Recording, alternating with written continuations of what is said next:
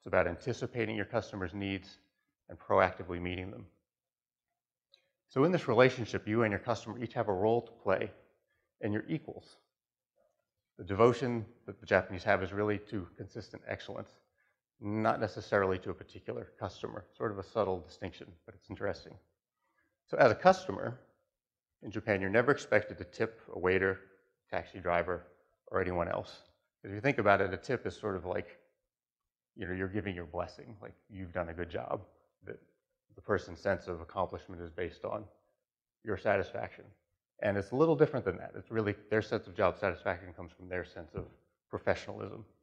And it's quite interesting. Even as a customer, you're not expected to say thank you. I had a Japanese tutor, and I was asking her, like, do I say thank you in the present tense or the past tense? Because it's a little different in Japanese with the verb tenses. And she looked at me sort of confused. She's like, you're the customer. You don't have to say anything.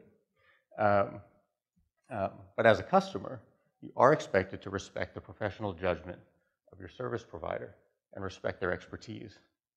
So if you're in a situation, you're a Japanese service provider, and your customer is pressing you for something or giving you a hard time, it means something's gone really wrong. It could mean, quite possibly, you haven't done your job correctly. But it could also mean that the customer has overstepped the bounds of their roles.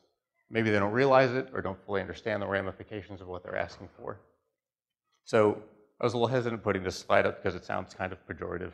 But what I really mean by saying, in Japan the customer is incompetent but is made to feel like a king, what I mean by incompetent is that they are not competent to perform or fully understand the service provider's role.